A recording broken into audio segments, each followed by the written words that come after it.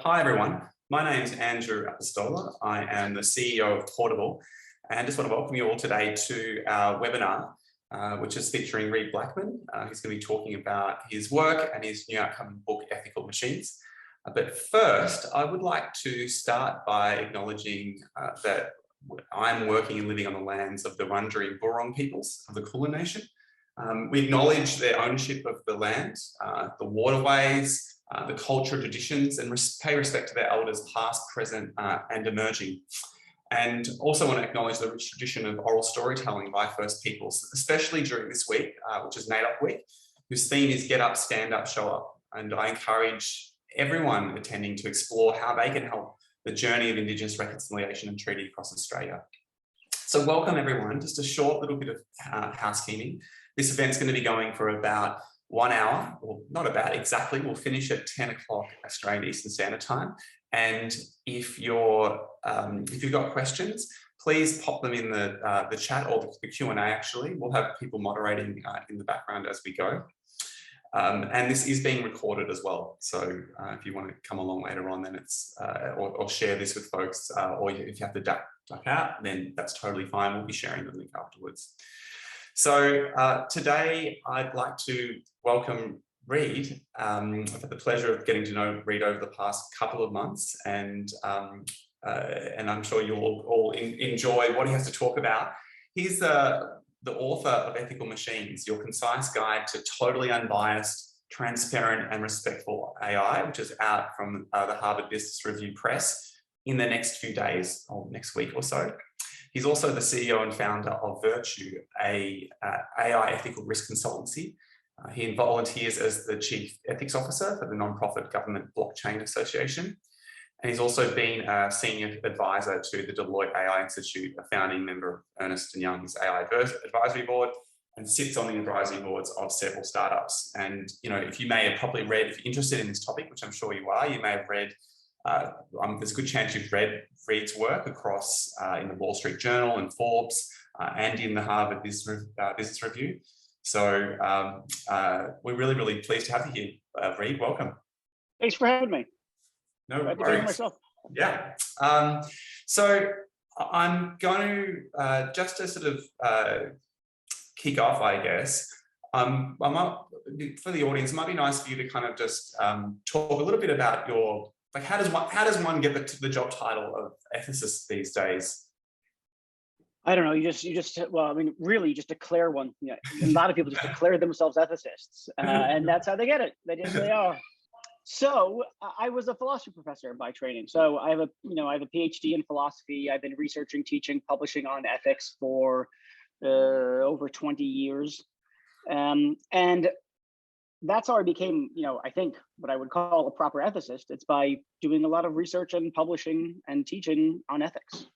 I became sort of an ethicist in this sphere simply because I started to turn my attention towards the AI arena, and then started really digging into, okay, what's the deal with ethics and AI? Is it something really that's unique? Is there actually are there ethical issues there? If so, what are they? Yeah, so I'm really, people will say I'm an AI ethicist, but really I'm first and foremost an ethicist.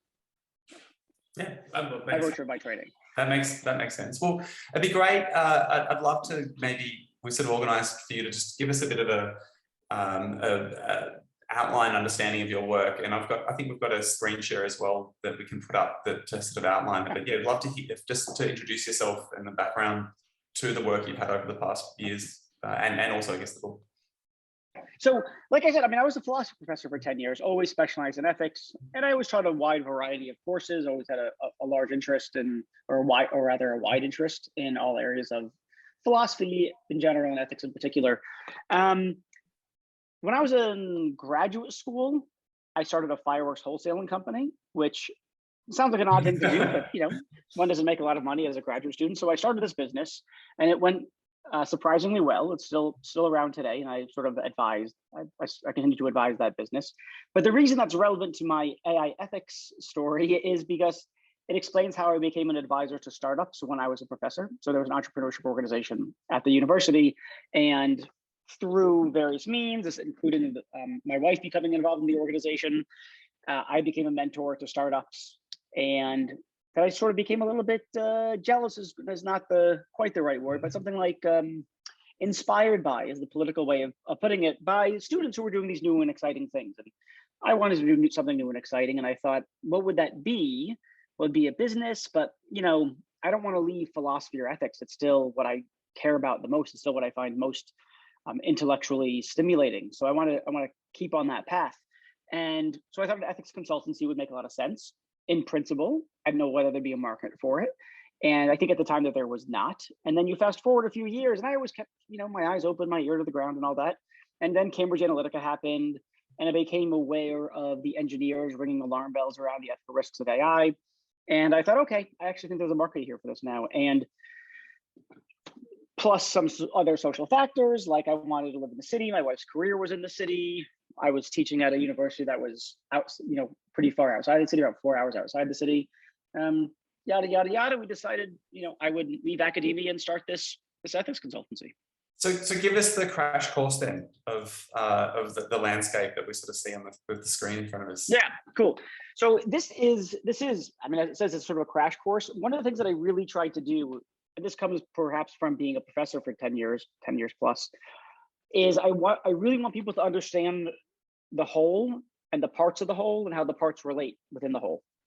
So put slightly differently, I really want people to understand the AI ethical risk landscape or AI ethics landscape so that they can begin to navigate that map for themselves. That's my goal, is to enable people to think for themselves about this issue, about these issues. And in particular, help senior leaders figure out how we put this stuff into practice within our organization. So the first major distinction that I think people should pay attention to is this one between AI for good and AI for not bad. The AI folks, the AI for good folks, are concerned with the question, what can we do with the powerful tool that is AI? So, you got AI, I'm just gonna use AI, we can talk about machine learning, I'm gonna use them interchangeably. And that's great, you wanna have positive social impact, but there's usually not a business case for that. It's usually the province of CSR. It's usually the province of, something, activists. And that's one side of the AI ethics house, so to speak. And the other side is the AI for not bad side. That's me, right? And that's what I focus on. So this is about how do we make sure that we don't ethically screw up doing whatever it is we're going to do with AI.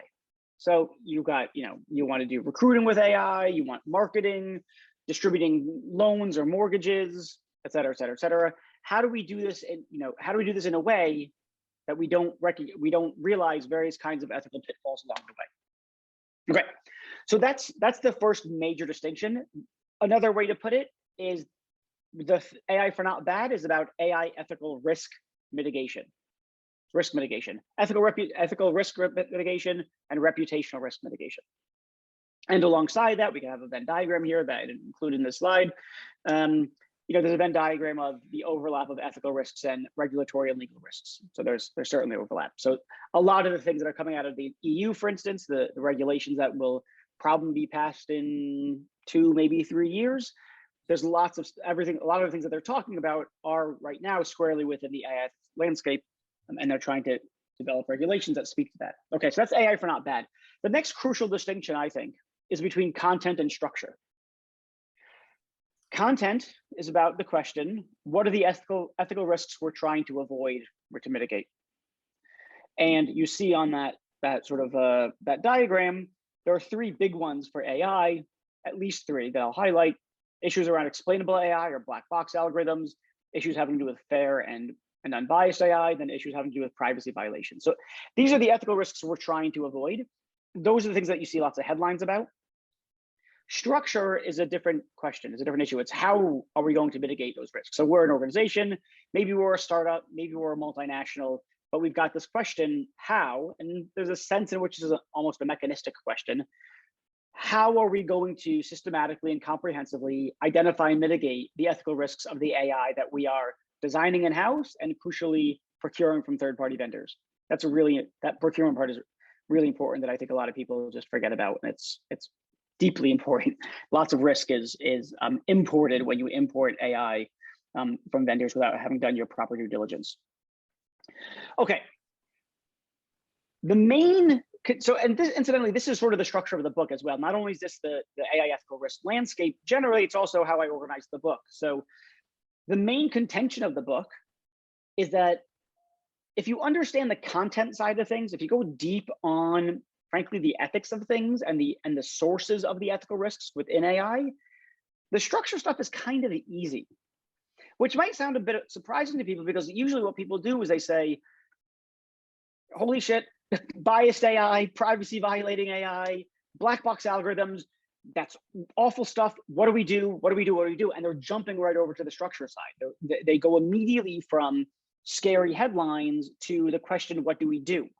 And then they're stymied.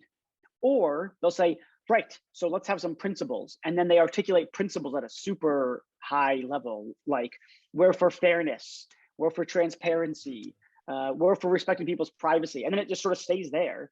And they don't know how to operationalize that. They don't know how to put those principles into practice because they're too high level. They don't mean anything. They're essentially meaningless. Surely you don't mean you're going to be transparent about everything with everyone. That's unreasonable. You have IP, for instance, that you're not going to share with people. You respect people's privacy. Okay, but what does that amount to? How do you conceive of respecting people's privacy? Is being compliant with existing regulations a sufficient condition for respecting people's privacy, or does it go beyond that? So people jump from a very superficial articulation of the content side of things to structure.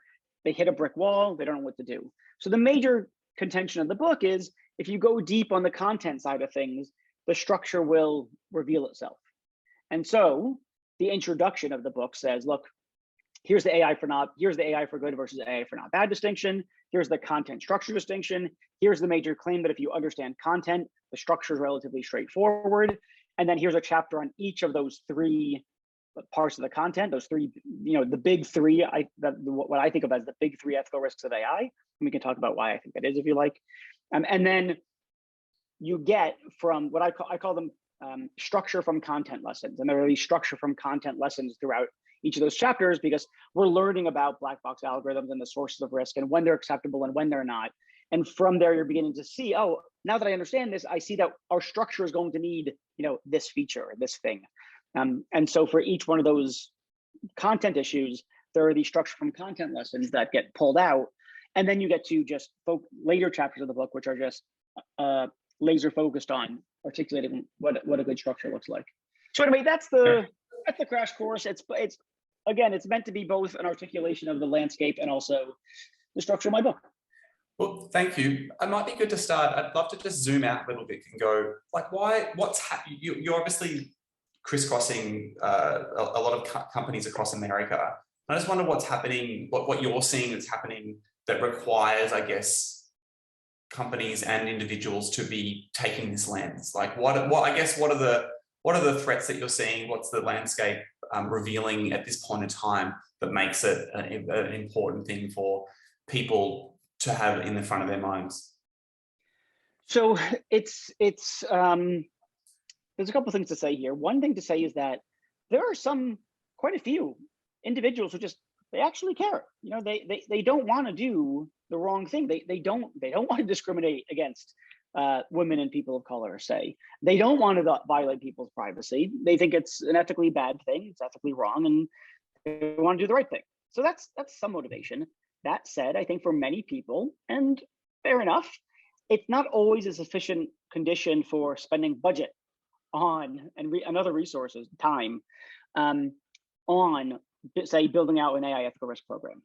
And so there are bottom line reasons that buttress the existing ethical reasons to develop this kind of thing, to care about this kind of thing. So most obviously, there's reputational risk. So there's been plenty of companies who have been in hot water in the news for the ethical breaches of their AIs. Facebook, yep. There's a million examples, right? The way they organize their newsfeed causes depression, disinformation, filter bubbles, yada, yada, yada. So you've got reputational risk there. You have a healthcare company in the States, Optum Healthcare, part of United Healthcare. They were in the Wall Street Journal and the Washington Post for rolling out an algorithm that recommended to healthcare practitioners to pay more attention to white patients than to black patients. Not only is it ethically abhorrent, it's not a good look for a brand. At the end of the day, Goldman Sachs was investigated by regulators for a machine learning or AI algorithm that allegedly discriminated against women and how it apportioned credit for the Apple credit card that they were sponsoring. So look, you've got real reputational risk. You have brands who could lose trust. And there's a lot of people know, look, if consumers don't trust you, or put slightly differently, and I think the more accurate way, if they positively distrust you because they've seen in the news all the bad things that you've done ethically, the way that you discriminate against women and people of color, it's really hard to rebuild that trust.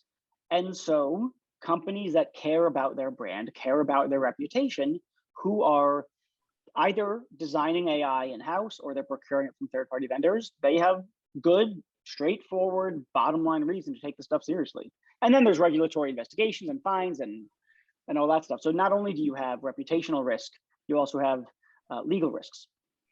So what is from your observations, what is the state of this in organizations today? Like, how mature is the average, if we look at a tech company that's just about to list, it's going through due diligence, like a company of that nature, like what is the maturity of this in these organizations? Do they understand? Is there, like, I'd love just to get a sense of what if we were to peek into the organizations, what type of conversations they're having. So it's immature by and large.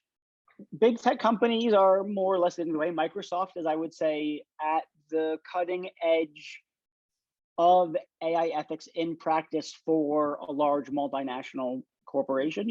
They've got more work to do, and I believe that they know that, but they've made some good progress. To my surprise, I thought that the healthcare space would be the first to adopt AI ethical risk mitigation practices, because they've been speaking the language of ethics, at least in the States, since at least the 1970s, when there was ethical atrocities, which led to what we call IRBs, institutional review boards, which are review boards that confirm that the research that's going to be done on human subjects is on the ethical up and up. And since they speak the language of ethics, I thought they would be the first to adopt the practices. I was totally wrong.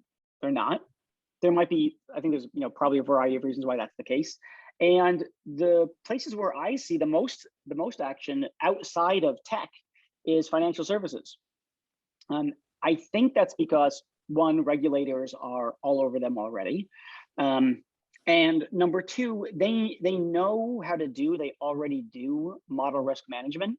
That's a language they speak. And so they understand that, okay, we're talking AI, we're talking models, machine learning models, and we know about model risk generally. So this is a different kind of model. And so we need to fold this into our existing risk mitigation processes for oversight of models. So financial services is doing quite a bit on this. Banks in particular, I work with a bank called the US Bank, and they're making great strides. So you're saying that basically, you're saying that the banking, the finance sector has a much more mature approach to it than the healthcare sector, which is meant to be arguably would be managing and dealing with much more private data, and also with large sets of data as well to kind of be solving problems. Yeah. So if we're talking about data protections, healthcare, I think is, they're also at the cutting edge. But if we're talking about using that data for machine learning purposes, for AI purposes, no, I don't think healthcare has adopted. There's lots of interesting work, lots of interesting things to read about AI ethics in healthcare. But in terms of adoption of practices, there's very little. For what it's worth, adoption of AI in healthcare is also slow. So I think part of what explains it is that financial services is more eager to figure out ways to incorporate machine learning solutions than healthcare is. And that's arguably because healthcare recognizes the large risks, and so they're slower to adopt. They're a bit more conservative to adopt such cutting edge technology. Financial services, there's a lot of money to be made. Yeah. So, they're looking to innovate, and not fall behind the other banks that are doing it, but they want to do it in a way that's reputationally safe. So we've got sort of two lenses that we approach when we're looking at organizations, and walking into organizations. We're looking at kind of like the organizational approach to how they're treating data ethics. And then I guess we're looking at the way in which individuals kind of operate and how they might operate in an environment. And I'm wondering if you're a designer or a technologist and you're walking into like the next Facebook or Snapchat or talk about any sort of the new financial services app that's coming out, what should you be looking out for? Like, what are the right things that are there, or what are the pitfalls? Because what questions should you be asking? Is the question that you're asking, what should they be asking when they're in the throes of a project, or what should they be asking of the organization more generally in how they design, develop, roll out projects? Let's start with the organization generally, because I think most people, when they're kind of assessing or walking into organize, like, if from an employment perspective, whether they're taking up, they're going to be, they're doing these types of assessments, right? And a lot of it's invisible. So it'd be great to start there and maybe move on to like a project level later on. Yeah. I mean, the most general question is just to ask the organization, do we do anything like an ethical risk due diligence process when we design, procure AI? You might not use the language of due diligence. You might say something about, is there a responsible AI program or a responsible innovation program? I talk the language of ethics. I think that's the right language to talk. A lot of times corporations don't use the word ethics.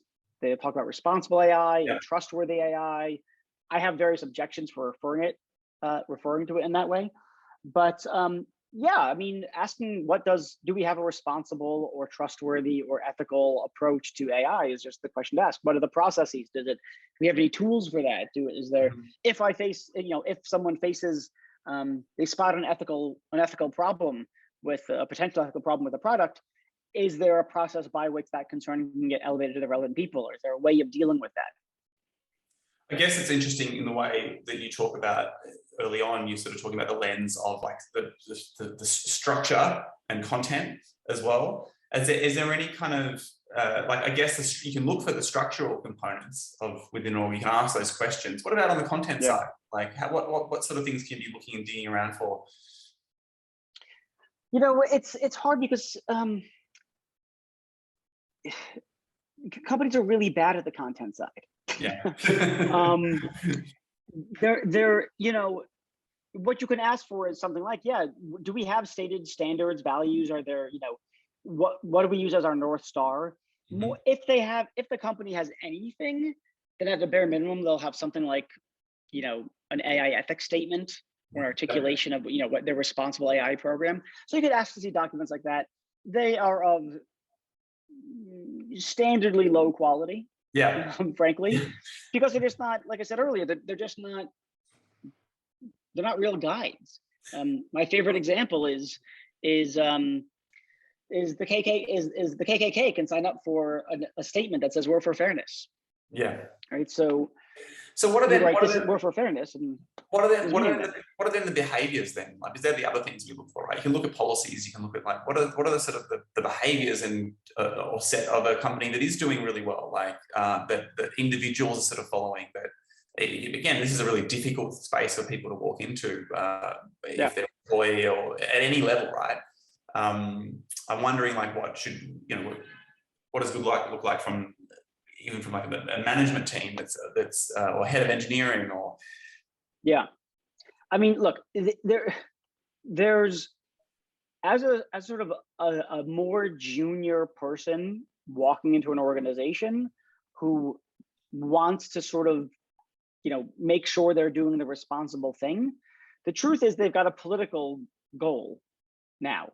And I don't mean political in sort of right versus left. I mean organizationally political. They now have to start doing sort of culture change within the organization, finding other people who care about that, trying to push more senior people to take this stuff seriously, and that really works. I just got off a call with someone yesterday, a chief AI officer, super nice guy, but didn't really get what all the fuss was about. But he said, I've got a bunch of SVPs who are all over me that we need a proper responsible AI program.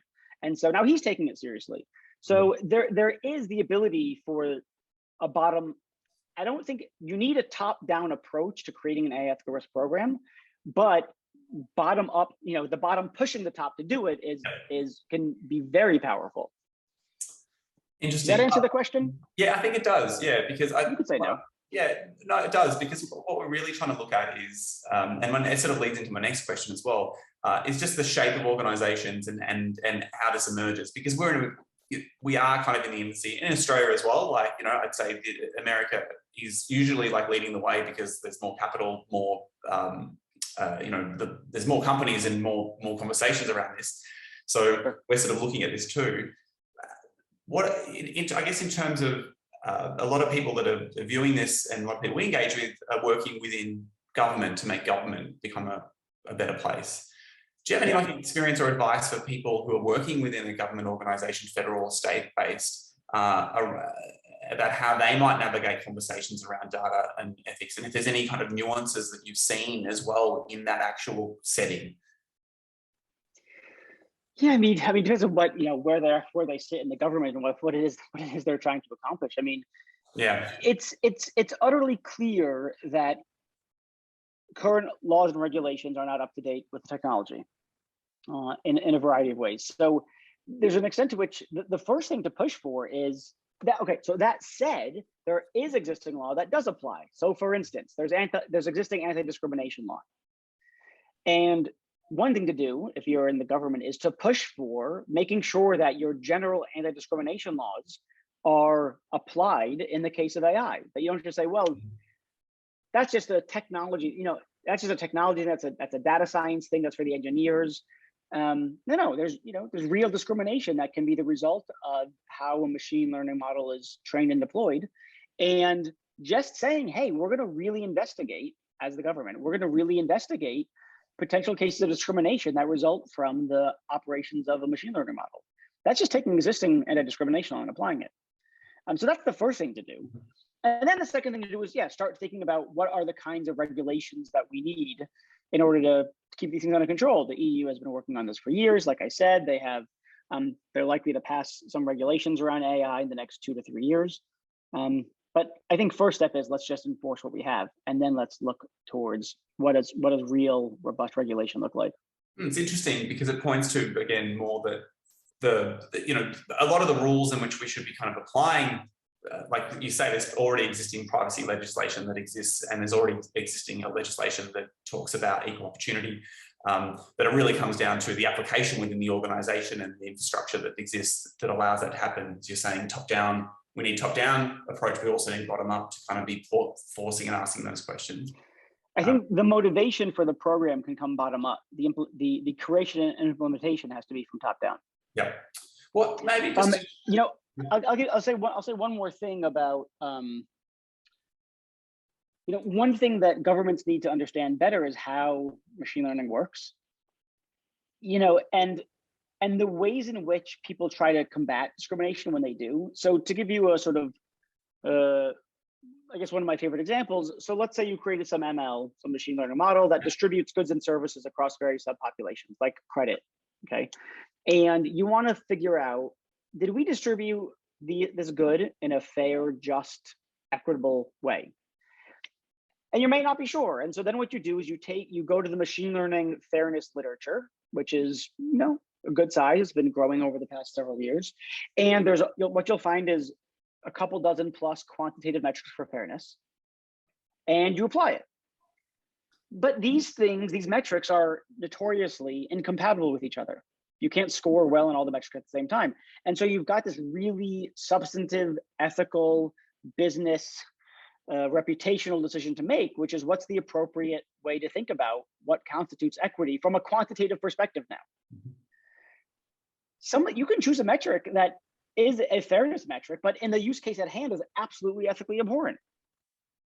And if you're not alive to that, and you're in the government and someone says to you, oh, look, we scored well on this fairness metric, so we're cool. If you're in the government and you're doing these investigations, you don't know that there's different metrics and that they're incompatible with each other and why they're incompatible and the different context in which different metrics are appropriate or at least acceptable, then you can't even begin to assess whether they've actually engaged in anti-discriminatory practices, or if they've just sort of slapped a label on something that says this is fair. Well, I think maybe I'll change tack. I've got some questions in the Q&A. One that aligns with one of the questions I had. It's from anonymous attendee. Thanks, anonymous attendee, for the question. AI for good is a definitive, and AI for bad is interesting because it means striving towards good. It's more of a provocation, I guess. Okay, yeah. So what's So I'd say maybe, Fred, what are the opportunities for organizations to get this right? Like, how do we actually drive the good AI? Not bad AI. Not bad. Not bad. Yeah. Yeah. Well, look, one thing that it's an issue of political will. It's not an issue of whether it can be done. When I mean political, I mean the politics of the organization. Yes. Right. So, there is an extent to which people might say, like, we just don't know what to do. What do we do with this? And that's a legitimate question, that's why I have, that's why I do what I do. So I can tell people what to do about it. But the truth is that what to do about it is not so phenomenally, there are answers. There are really good answers. I think I have some, other people have others, but there are good answers. It's a matter of the political will to actually take it seriously and do it. In order to do that, I think that's why there needs to be an emphasis that this is risk mitigation, because that's a language that those organizations understand. They understand reputational risk mitigation. And it's the kind of thing, I sort of referenced this earlier, that it's the kind of thing that they can spend budget on. Yeah. And you do need to spend budget on it. You do need to spend time on it. You do need to take a look at your policies, take a look at what an AI product lifecycle looks like, figure out how to create your ethical risk due diligence process and then fold it into that product lifecycle, tasking people with the appropriate responsibilities, so on and so forth. So there's a lot to do. It's doable, but you just have to decide that this is a thing that we're going to take seriously. And being ready for impending regulations is one reason.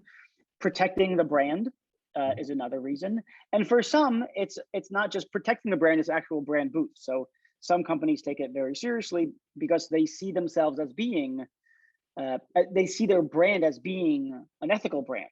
So take Apple, for instance. Apple takes privacy very seriously, and they take it that that's part of their brand. Part of the Apple brand is we're a brand that respects privacy. I mean, of course, it helps that their business model doesn't depend upon any violations of privacy, but at any rate, that's part of their brand. So also, and actually I find that's big among smaller organizations, especially startups, perhaps surprisingly. They really want to build into their brand that they are responsible stewards of people's data, which makes sense because these startups are selling into multinationals and they want to be able to assure the chief privacy officer, for instance, or the chief analytics officer, chief data officer, chief AI officer, whomever it is, that using their platform, their software, whatever it is, won't introduce risk to the company because they've done their, it's all part of their brand that they take ethics seriously and that's built into their operations, et cetera, et cetera. Given the scope of what you said, I'm going to also jump into a few questions around some of the other recommendations you make in the book. I'm wondering, is it even possible for these smaller, for small companies, for startups that are kind of just emerging, to even delve into this space? Because the way we're describing it, it sounds like it takes a lot of understanding of risk, which I think many startups potentially are kind of taking risks in the very first place. So the sentiment of the organization is built that way. But then it takes leadership, it takes bottom up. It sounds like there needs to be a lot of factors to actually to be able to claim, if you're a startup, that your technology is ethical and you have the things that you are required. So look, a couple of things to say on this front. Number one, it takes a lot when you're a big organization because it takes a lot to turn around a big ship. Yeah. Smaller ships are more agile, so you can make changes quicker, faster, more efficiently, et cetera. So that's one thing to say. The second thing to say is that there are degrees here. It's not, you don't have to go for ethical perfection. Your ethical risk due diligence process can be varying degrees of robust. Your risk appetite can be, high, low, in between. There's, it's not as though either you're doing AI ethical risk mitigation or you're not. It's a spectrum. Yeah. And smaller organizations can reasonably choose a sort of, a lighter approach. And I think that's fine. Yeah. I don't see anything wrong with that. You want to start with a light approach. You have a bigger, appetite for risk. Okay. Will your clients that you're trying to sell to share that risk appetite, or do you need to cater actually to the risk appetite of your potential clients? But it doesn't have to be a big onerous thing. And look, one thing that I like to highlight is not every AI, not every model needs some, laborious deep dive. Let's spend months investigating. Doesn't need that, right? So one thing that you want the organizational capacity to do is to just flag the ones that we really need to look at, right? So if we're doing a lot, we might say, look, every time we start a new model, we start a new project, we're going to answer, 4 or 5 questions. We're going to look at the criteria. And if we say no to all the questions, we keep on sailing. If we say yes to any of them, okay, then we're going to do a sort of first pass of due diligence because we smell smoke. Let's see if there's actually a fire there. And then if there's not, we do some investigation, actually, there's no real fire there, we're cool. Or there's a massive fire. Okay, now we need to start devoting extra resources. But having the capacity to know that there might be an issue and the capacity to really investigate only when it's necessary, you got to build that. Otherwise, the fire erupts and then you're scrambling. What the hell do we do? Yeah, it's fascinating, right? Because I can see you have all sorts of organizations like ISO certifications that are out there to basically help organizations go, yeah, we can tick that box. We've certified that we are risk-free from, we're doing it the right way. And I guess staff also ask those same questions as well. But it sounds like you're sort of saying it is, to paraphrase, as long as you're tackling issues as they come up and they're the right issues, and you're providing the right cultural sort of support for that, then the organization will make its way towards being a more ethical organization, rather than being bang out the gate straight away. You're like, we're the most ethical organization in the country. Yeah, it doesn't have to be that. It might be something like, hey, we're about to start a new project.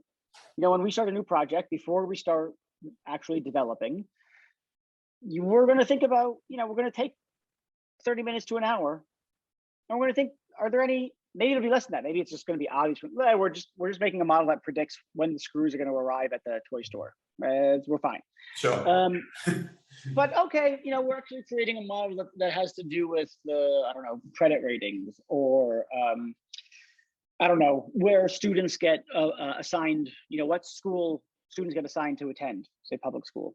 Yep. Then you think, okay, let's take an hour and talk about it and think about what the potential risks are, and articulate some risk mitigation strategies, and then carry on with them. And then, we'll make sure that at some midpoint, we'll check in to see that we've executed on those strategies. And they don't need to be, the strategy you choose will be a function not only of its effectiveness, but also what you can reasonably pull off. That sounds very pragmatic and very, in a lot of ways, a lot simpler than I think a lot of people come to approach it, because they don't understand. Like, a lot of folks do walk into these environments and you start talking about like building a model or creating a way, and then bigger questions like arise around, well, hey, what's the, where could this lead? Could this lead to, like, well, just focus on the risk at hand at now. Well, yeah. I think one thing that people need is that they need some way of doing some kind of risk assessment. Yeah. And there are ways of doing that, right? You articulate your stakeholders. Maybe you articulate the way that I recommend doing it is here are 7 categories of ethical risk. These categories are meant to be comprehensive of the set of all ethical risks. So there's a category for privacy. There's a category for fairness or justice. There's a category for respect for autonomy, right? And then you can see a matrix forming. So you've got, say, 7 categories of ethical risk along the top, and along the left-hand side, you've got stakeholder A, stakeholder B, stakeholder C, and you see, where's their red? Where's their red, yellow, and green? And if we see any red, then we do something. If it's all green, we're cool. But having obviously it's more complicated than that, but there's a relatively sort of standardized way of doing a ethical risk assessment that doesn't need to take forever. In your work, you talk about the need for explainable AI in organizations.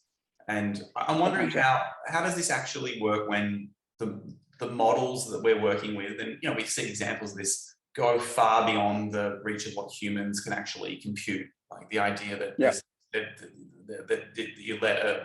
you're suddenly working on a model in an organization, but the average individual can't make the calculations that you're actually doing. Sure. Yeah. So just so everyone's on board, so it's the nature of machine learning to look for super complex patterns among lots of variables.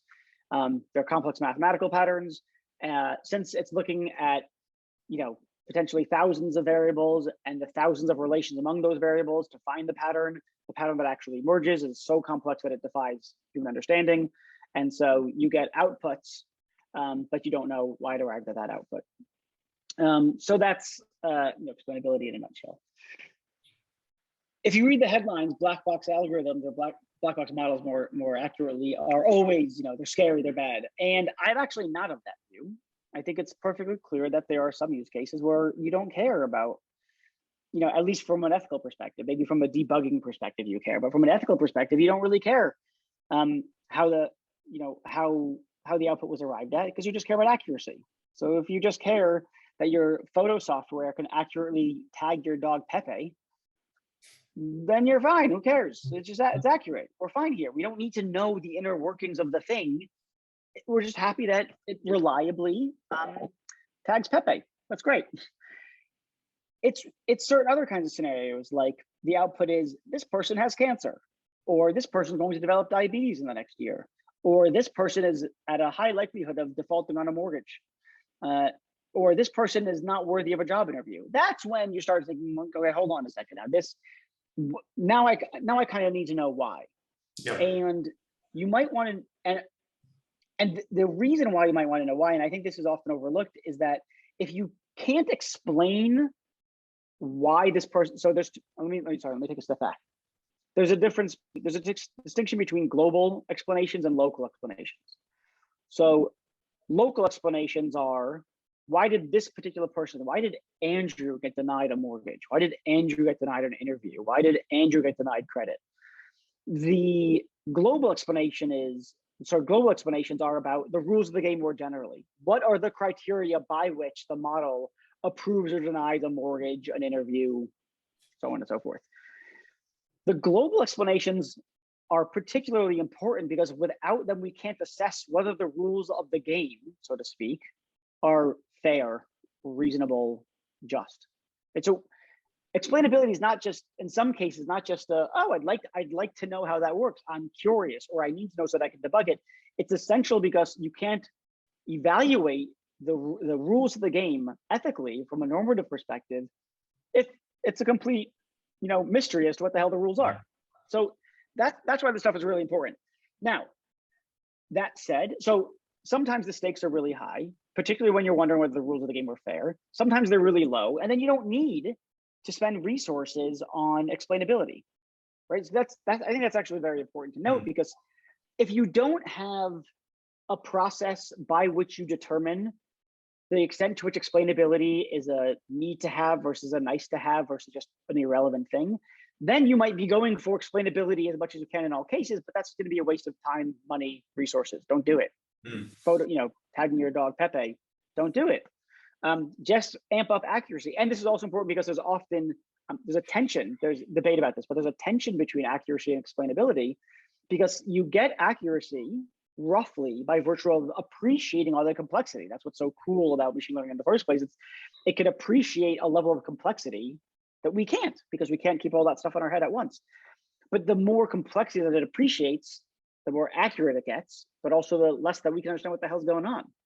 So you can turn up the volume on explainability, say this is too complex, make it simpler, but then you're turning down, all else equal, you're turning down the volume on accuracy. So there's this tension. And if you just say we always need explainability, you're always going to be turning down the volume on accuracy, which might be a foolish move to make.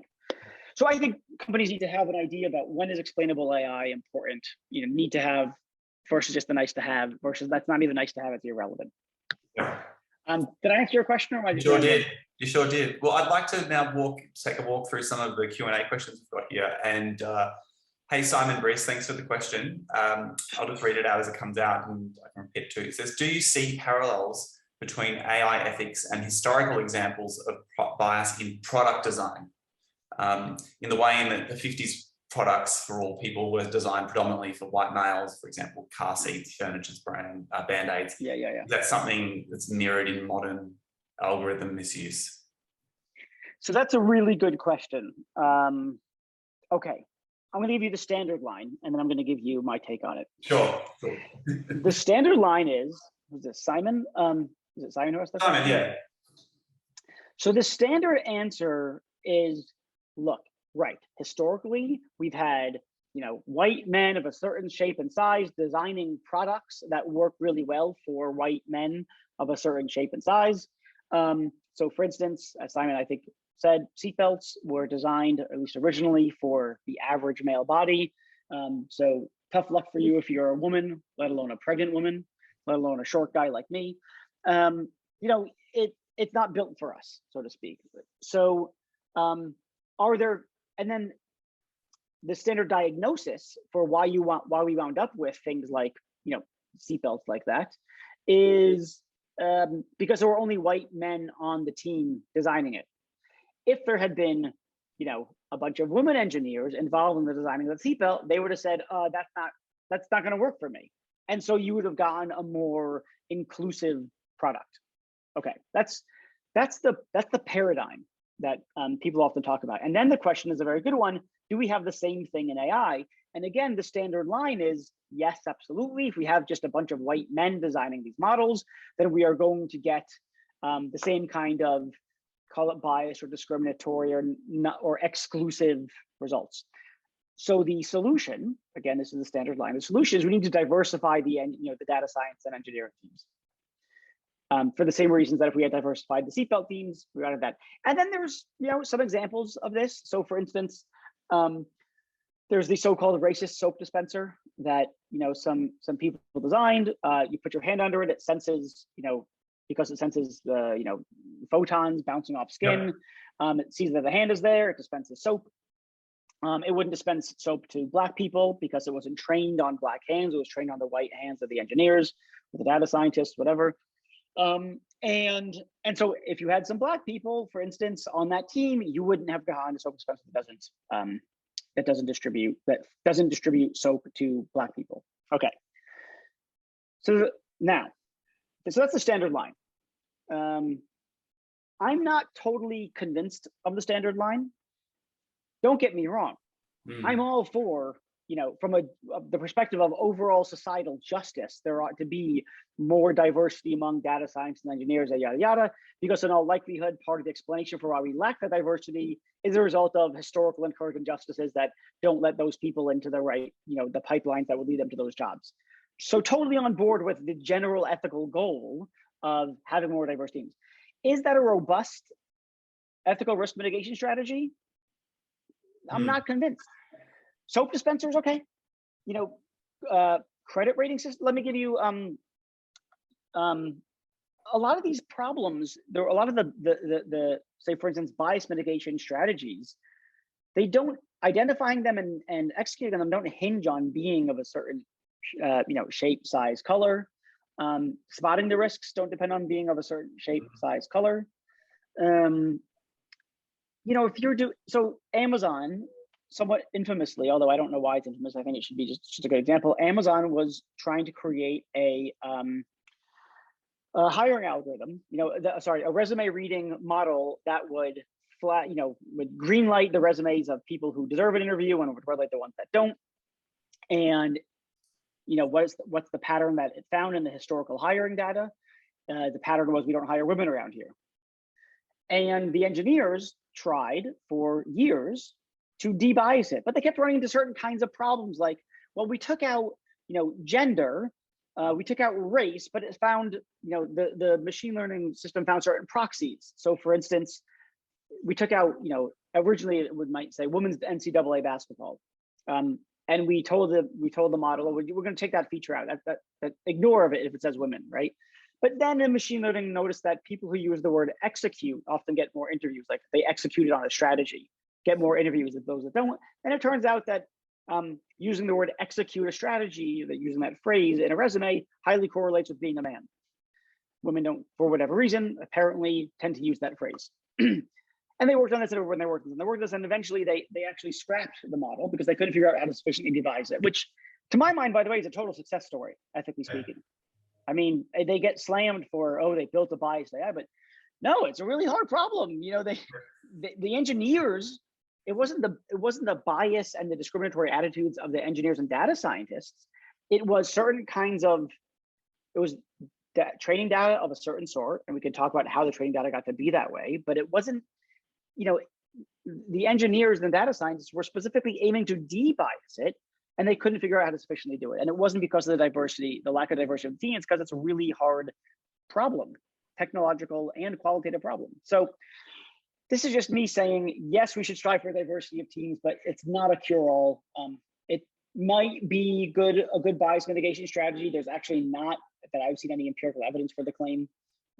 Okay, so that's the end of my rant. Well, it sounds like also just that it's like what you're advising is a mixture, right? Like, you know, if you're trying to set up and manage a risk, like, you know, or running something in a team, yes, you'd want a diverse team to be able to make sure that, you know, as you said, like that there's inclusivity and they're working towards that, but also the structures within the organization and that sit outside and around that of you know, magnitude of importance to be able to create a structure, because, you know, one's not going to, you know, you'll still have a whole bunch of bias or a whole bunch of, you know, things there's always opportunities to creep in, and it's what you do once those biases are being introduced as an organization, how you respond to that also, which is part of behaving ethically.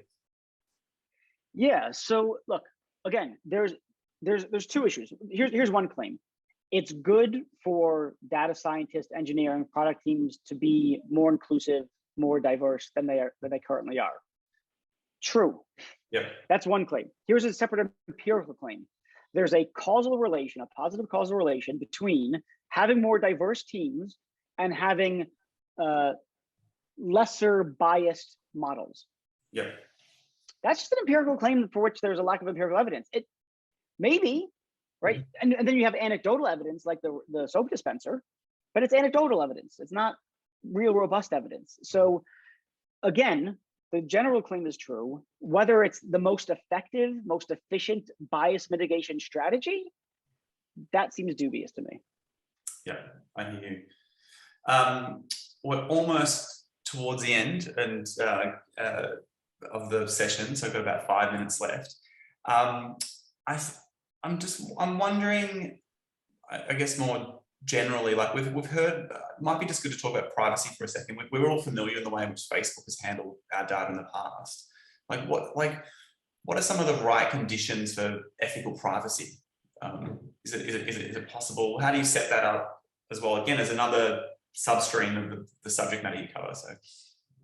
Yeah. Okay. Again, I'm going to give you the official line that I articulate and defend in the book, and then I'll give you the sort of unofficial, what I'm sort of actually thinking now. So the official line in the book is when people think about privacy, there's a lot of confusion because there's a lot of crosstalk among people who are like me, ethicists, and then there are regulators or people concerned with regulatory compliance with things like GDPR. And then there's cybersecurity people who talk about privacy. And when cybersecurity people are talking about privacy, they're just talking about making sure that no one has access to data that ought not to have access to the data. So it's primarily an access issue. Then the regulatory compliance people are talking about we're sufficiently respectful of people's privacy on the condition that we're compliant with existing privacy regulations. The ethicist or unethical take is typically something like sufficiently respecting people's privacy means that we enable people to have control over their data about them. So I'm sufficiently respecting your privacy as an organization, Andrew, if I enable you to have control over your data, who has access to it, under what conditions, for how long, et cetera. So that's sort of privacy from an ethical perspective. It's about control, who has control over the data. And you might think about this analogously with, when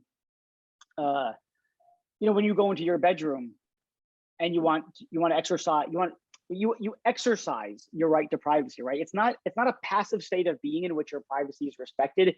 You have the capacity to draw the shades, or to bring them up, or to invite somebody into the bedroom, not other people, right? So you're having an ability, your capacity, sorry, you have a capacity to exercise a right to privacy, as opposed to, for instance, your data being merely anonymized, right? For a lot of people, privacy is respected on the condition that your data is anonymized, but that's a passive conception of privacy, according to which Andrew's right to privacy is respected on the condition that we do something for him, namely anonymize the data. That's totally different from whether or not you've got control over the data. You might say, like, yeah, look, you've anonymized my data, but it's still my data and I ought to have control over it. That's what it is. It's just like privacy over my body is the right to have control over who has access, to my body. The right to privacy in an informational or data context is about informational self-determination. I should have the right to control who has access to my data and under what conditions. So we're nearing the end. That's the official line defended in the book. Interesting. Okay. Right. Well, listen, probably if we commence the next question now, we'll probably run over time. So in the interest of time and letting everyone get off to continue today, thank you so much, Reid, for your time today. I think if you haven't already shared the link in the chat for your book, it's out. Is it next week, Reid? Yeah, July 12th. July 12th. So July 12th, it'll be available. You can definitely download it, on your Kindle. So it'll be available digitally. It won't be available. And there's a link. I think someone can pop it in there. If you want to order the hard copy and you're in Australia, there's a particular, there we go. That link will take you to a company that ships books worldwide. Otherwise, the hard copy is not officially available in Australia until October, but no need to wait that long. Yeah, and we'll keep the folks up to date. So, well, thanks again for your time, and thanks everyone who attended today. If you're interested in this subject, we've got previous talks with Catherine D'Ignazio from the Data Feminist book. We've also from Meredith Prasad. So it's a topic that we're actively interested in, Portable, and really looking forward to more presentations and talks like this. So you can sign up to our newsletter at portable.com.au. But hope everyone has a great Friday and catch you all soon. Yeah, thanks so much, everyone.